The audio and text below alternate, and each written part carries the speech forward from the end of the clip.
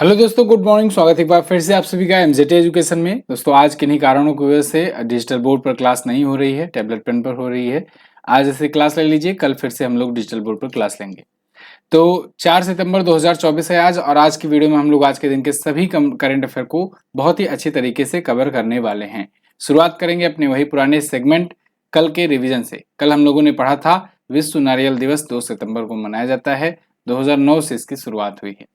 इसके अलावा सर्वोच्च न्यायालय के ध्वज और प्रतीक चिन्ह का अनावरण किया गया राष्ट्रपति द्रौपदी मुर्मू जी के द्वारा। भारतीय वायुसेना के नए प्रमुख बन गए हैं एयर मार्शल तेजिंदर सिंह। और ओलंपिक ऑर्डर से अभी इमैनुअल मैक्रोन को सम्मानित किया गया है, जो कि फ्रांस के प्रेसिडेंट हैं। इसके अलावा महिला एशियाई चैंपियंस ट्रॉफी की मेजबानी बिहार करेगा, बिहार के राजगीर में होगा। प्रीति पाल ये 2 पैरालंपिक पदक जीतने वाली पहली भारतीय बन गई हैं एथलेटिक्स में, जिन्होंने 2 पैरालंपिक पदक जीते हैं। राष्ट्रीय शिक्षक पुरस्कार 2024 के लिए स्कूली शिक्षा और साक्षरता विभाग ने टोटल 50 पुरस्कार देने की घोषणा की है। कल दिया जाएगा 5 सितंबर को, राष्ट्रीय शिक्षक दिवस के दिन। इसके अलावा डूरंड कप हो चुका है। 133वां डूरंड कप जीत लिया है north east United football club ने। और इसको किसको हरा करके जीता है? मोहन बागान को। मोहन बागान आपको पता होना चाहिए सबसे ज्यादा बार 17 बार जीत चुका है, चैंपियन बन चुका है डूरंड कप का।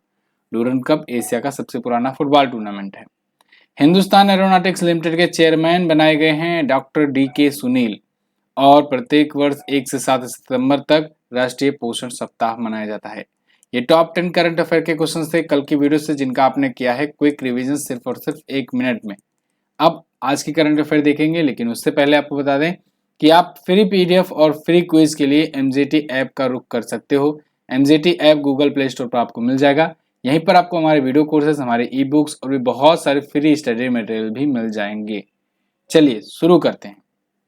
4 से 5 सितंबर 2024 को पहले संयुक्त कमांडर सम्मेलन का आयोजन कहाँ किया गया? तो देखो, ये पहला संयुक्त कमांडर सम्मेलन है और 4 और 5 सितंबर यानी कि आज और कल आयोजित किया जाएगा। कहाँ पर? लखनऊ में। कहाँ पर? उत्तर प्रदेश की राजधानी लखनऊ में ये ज्वाइंट कमांडर का कॉन्फ्रेंस होने वाला है। और इसमें कई बड़े बड़े लोग शामिल हो रहे हैं, जैसे रक्षा मंत्री जी भी आएंगे, राजनाथ सिंह जी। इसके अलावा chief of defence staff general Anil Chauhan ji भी आएंगे, इन्होंने ही इसका उद्घाटन करना है। इसके अलावा इस बार की विषय रखा गया है सशक्त और सुरक्षित भारत, सशस्त्र बलों में परिवर्तन। ठीक है, तो लखनऊ स्थित मध्य कमान मुख्यालय में आयोजित होगा पहला संयुक्त कमांडर सम्मेलन। अगला, यहाँ पर कुछ और आयोजन सम्मेलन है, का रिवीजन करते चलते हैं। भारत यूरोपीय संघ क्षेत्रीय सम्मेलन नई दिल्ली में हुआ। तीसरा वॉइस ऑफ ग्लोबल साउथ सम्मेलन भारत में हुआ। केंद्रीय एवं राज्य सांख्यिकी संगठन सम्मेलन ये नई दिल्ली में हुआ था। बिम्स्टेक का व्यापार सम्मेलन ये भी नई दिल्ली में हुआ था। राष्ट्रीय हिंदी विज्ञान सम्मेलन भोपाल में हुआ, ये बहुत इंपॉर्टेंट है, याद रखना। कृषि अर्थशास्त्रियों के 32वें अंतर्राष्ट्रीय सम्मेलन नई दिल्ली में हुए। अंतरिक्ष अनुसंधान के बारे में वैश्विक सम्मेलन दक्षिण कोरिया में हुआ। विश्व ऑडियो विजुअल और मनोरंजन शिखर सम्मेलन गोवा में हुआ। और कोलंबो सुरक्षा सम्मेलन ये मॉरिशस ने इसकी मेजबानी की वर्चुअली। अगला, हाल ही में मास्टर कार्ड ने कहां पर अपनी पेमेंट पास की सेवा शुरू की? तो पेमेंट पास की सेवा जो है, इसको अभी हाल ही में भारत में शुरू किया है मास्टर कार्ड ने। मास्टर कार्ड आप जानते हो एक पेमेंट कंपनी है और एक कार्ड कंपनी है, पेमेंट कार्ड कंपनी। जैसे आपका वीजा होता है, ठीक है, इंडिया में रुपे चलता है, ऐसे ही मास्टर कार्ड है। मास्टर कार्ड पर कुछ समय पहले बैन भी लग गया था इंडिया में, लेकिन फिलहाल धीरे धीरे बैन हट रहा है।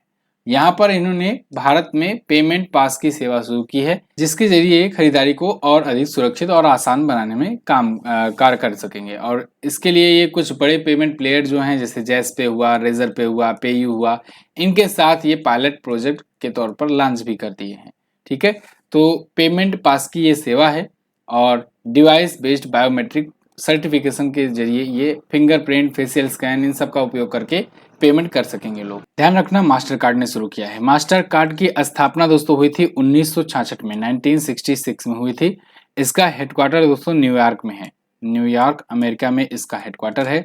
और इसके अध्यक्ष कौन है? माइकल मियाबैक। ठीक है, ये इसके CEO हैं। अगला, हाल ही में पश्चिम बंगाल विधानसभा में एंटी रेप बिल पेश किया गया। इसके अनुसार रेपिस्ट को कितने दिनों में फांसी देने का प्रावधान है? तो दोस्तों पश्चिम बंगाल विधानसभा ने कल एक बहुत ही बड़ा कानून पेश किया है, अपराजिता बिल पेश किया है। और इस बिल के तहत अगर कोई सीरियस क्राइम करता है रेप को लेकर के, तो उसको 21 दिन के अंदर अंदर सजा देने का प्रावधान है और फांसी देने का भी प्रावधान है। कुछ केसेस में तो 10 दिनों में ही फांसी की सजा सुनाई जाएगी। तो ये बहुत ही सख्त कानून लाया गया है वेस्ट बंगाल की गवर्नर के द्वारा। इसको लेकर के मैंने कल वीडियो भी दी हुई है आपको, अगर आप डिटेल में समझना चाहते हैं तो कल की ये वीडियो जरूर देखिएगा। इसमें मैंने BNS में क्या प्रावधान है, यानी भारतीय न्याय संहिता में क्या प्रावधान है, इसको लेकर के ये भी मैंने एक्सप्लेन किया है। साथ ही साथ पश्चिम बंगाल के ये नए कानून के बारे में समझाया है।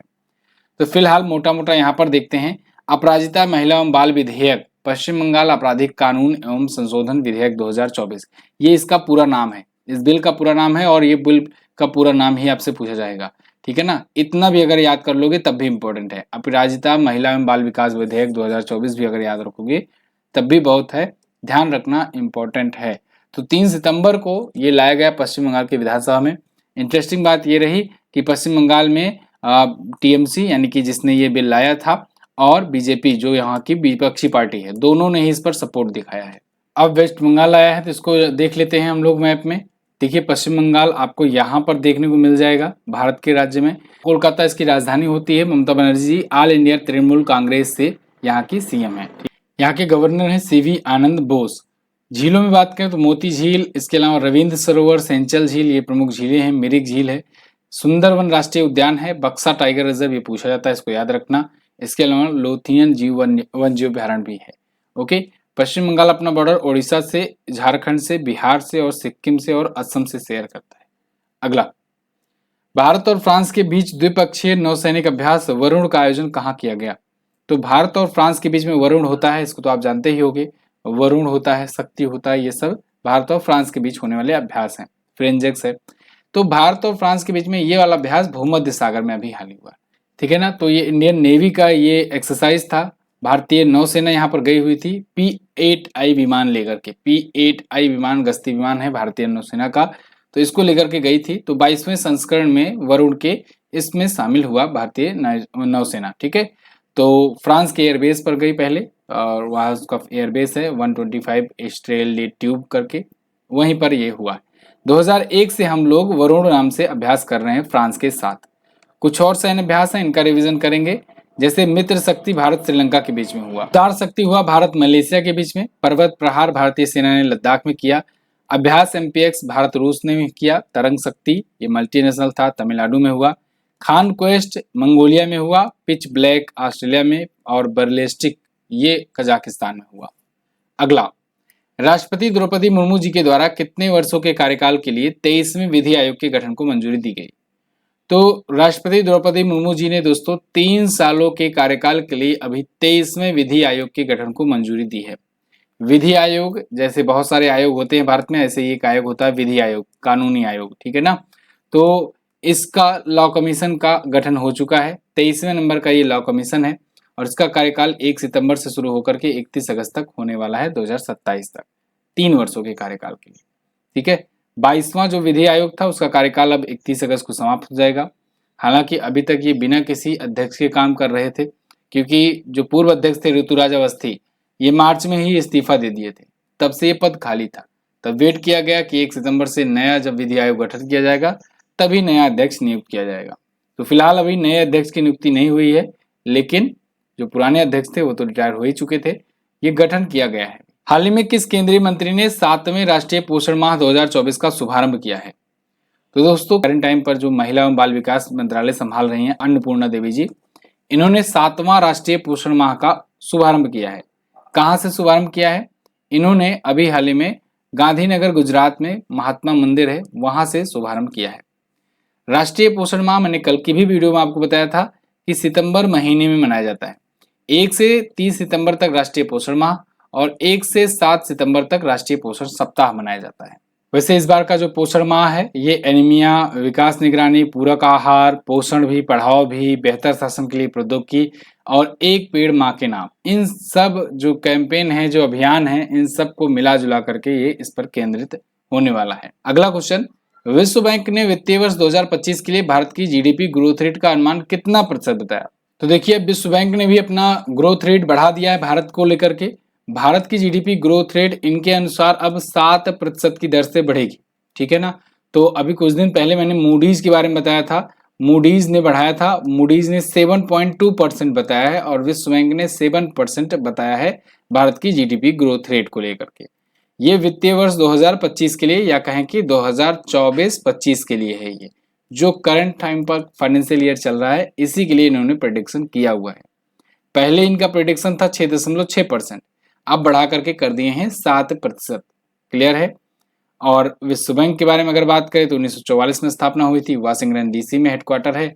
अध्यक्ष इसके हैं अजय बंगा जो कि भारत के हैं। आगे बढ़ते हैं। सितंबर 2024 में बिस्लरी ने कचरा प्रबंधन के लिए किस राज्य की सरकार के साथ साझेदारी की है? तो बिस्लरी एक कंपनी है, पानी की वाटर की कंपनी है, आपने पिया भी होगा इनका वाटर। तो कचरा प्रबंधन के लिए इन्होंने अभी हाल ही में गोवा राज्य सरकार के साथ साझेदारी की है। कचरा प्रबंधन क्यों? क्योंकि तो होता क्या है कि जितने भी ये बॉटल यूज होते हैं ना, ये सिंगल यूज प्लास्टिक होते हैं, मतलब एक बार यूज किया आपने उसके बाद फिर फेंक दिया, तो ऐसे में कचरा बहुत ज्यादा इकट्ठा होता रहता है। तो गोवा वगैरह जो टूरिस्ट साइट है यहाँ पर तो और ज्यादा होता है। तो बिस्लेरी ने क्या किया, कचरा के मैनेजमेंट के लिए अभी गोवा सरकार के साथ समझौता किया है, गोवा के म्युनिसिपल डिपार्टमेंट से और गोवा में राज्य प्रदूषण नियंत्रण बोर्ड से, इन सब के साथ मिल करके ये लोग वहां पर इससे उपस्थित जो कचरा है उसको साफ करने में या रिसाइकलिंग करने में ये अहम भूमिका निभाने वाले हैं। बिस्लरी ने इसके लिए एक कार्यक्रम भी शुरू किया है जिसका नाम है बॉटल्स फॉर चेंज। क्या नाम है? Bottles for change. अगला, यहाँ पर गोवा के बारे में अगर जानना चाहो जान लो क्विकली। गोवा ये छोटा सा राज्य है, भारत का सबसे छोटा राज्य है क्षेत्रफल की दृष्टि से। महाराष्ट्र और कर्नाटक के बीच में पड़ता है गोवा। मात्र जो 2 जिले हैं, 40 विधानसभा में सीटें हैं, 2 ही लोकसभा में सीटें और 1 राज्यसभा में यहाँ से सीट जाती है। प्रमोद सावंत बीजेपी पार्टी से यहाँ के सीएम है। गवर्नर है PS श्रीधरन पिल्लई। पणजी इसकी राजधानी होती है। क्लियर है। इसके अलावा भगवान महावीर वन्यजीव अभ्यारण्य याद रखना पूछा जाता है। अगला, पेरिस पैरालंपिक 2024 में सुमित अंतिल ने कौन सा मेडल जीता? तो सुमित अंतिल जो कि ध्वजवाहक भी थे, अगर आपको याद हो तो मैंने आपको बताया था ना कि पेरिस पैरालंपिक में भारत के पुरुषों के ध्वजवाहक थे ये, ठीक है, उद्घाटन समारोह के। तो इन्होंने गोल्ड भी जीत लिया है इस बार भी। और इंटरेस्टिंग बात यह है, पिछली बार भी इन्होंने गोल्ड जीता था, इस बार भी गोल्ड जीता। तो अवनी लेखरा के बाद ये दूसरे ऐसे भारतीय हैं, अवनी लेखरा के बाद, जिन्होंने अपना गोल्ड का बचाव किया है, या कहें कि अपना जो चैंपियनशिप का जो एक होता नहीं है कि अपना खिताब का बचाव करना, ये इन्होंने किया है। दोनों बार लगातार गोल्ड जीत करके ये मात्र दूसरे भारतीय बन गए हैं। तो इन्होंने गोल्ड तो बनाया ही बनाया, साथ ही साथ इन्होंने ओलंपिक रिकॉर्ड भी सेट कर दिया। पैरालंपिक कहेंगे, ओलंपिक नहीं कहेंगे। तो पैरालंपिक रिकॉर्ड भी इन्होंने सेट कर दिया और पिछला अपना रिकॉर्ड भी तोड़ दिया। वैसे इन्हीं के नाम विश्व रिकॉर्ड भी है ये, हालांकि इस वाले इवेंट में नहीं था, बना था इनका विश्व रिकॉर्ड। इस वाले इवेंट में तो ये 70.59 मीटर का थ्रो किए हैं। भाला फेंक से संबंधित ये भी खिलाड़ी हैं। तो भाला फेंक में F64 में ये 70.59 मीटर की दूरी तक भाला फेंके। लेकिन इसमें तो इन्होंने पैरालंपिक रिकॉर्ड बनाया। इससे पहले इन्होंने 73.29 मीटर का भाला फेंक करके इतनी दूरी तक का इन्होंने विश्व रिकॉर्ड भी बनाया हुआ है। तो इनके नाम ही विश्व रिकॉर्ड भी है। टोक्यो 2020 के पैरालंपिक में भी ये 68.55 मीटर की दूरी तक भाला फेंक करके ये जीते थे गोल्ड। ठीक है, चलिए, तो ये कुछ पॉइंट्स हैं, इसको आप ध्यान रखिएगा।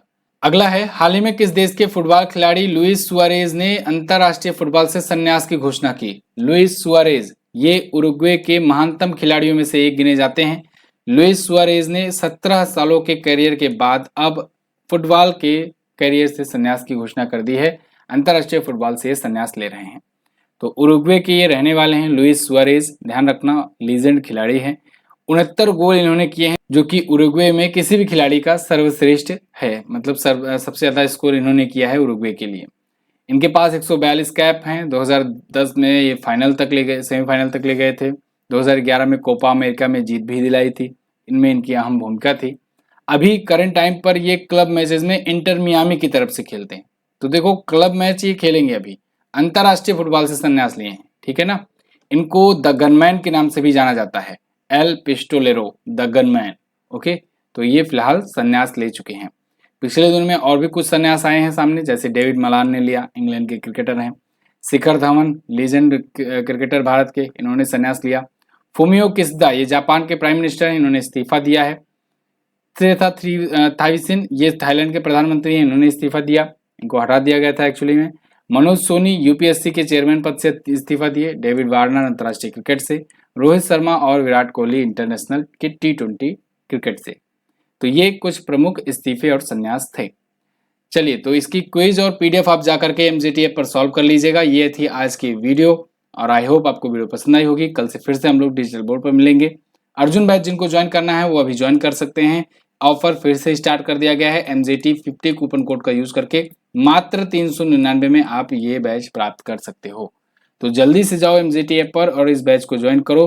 बिल्कुल बेसिक से इसमें क्लासेस चल रही हैं शुरुआत से लेकर के, तो आप जरूर जाकर के ज्वाइन करके अपना इसमें सिलेक्शन कंफर्म कर सकते हो। कल मैंने पूछा था रमन मैग्सेसे की शुरुआत कब हुई थी, 1957 से। और नवरत्न कंपनियों की कुल संख्या कितनी पहुंच गई है, तो 25 पहुंच गई है। आज आपको क्या बताना है, आज बताना है सर्वोच्च न्यायालय के अनावरण किए गए झंडे पर निम्न में से क्या अंकित है। इसके अलावा प्रत्येक वर्ष किस माह को राष्ट्रीय पोषण माह के रूप में मनाया जाता है, इस पर तो हम लोग आज ही बात किए हैं डिटेल में। तो ये दोनों ही क्वेश्चंस के बारे में जो भी पता हो डिटेल में आंसर करना। रेलवे साइंस की अगर ई बुक चाहिए तो आप व्हाट्सएप कर सकते हो या फिर आप एमजीटी ऐप पर भी जाकर के इसे परचेज कर सकते हो। हाफ ईयरली ई बुक आई है और मंथली भी आज ई बुक आ जाएगी। थैंक यू सो मच, मिलेंगे अगली वीडियो में, तब तक के लिए नमस्कार, जय हिंद, वंदे मातरम।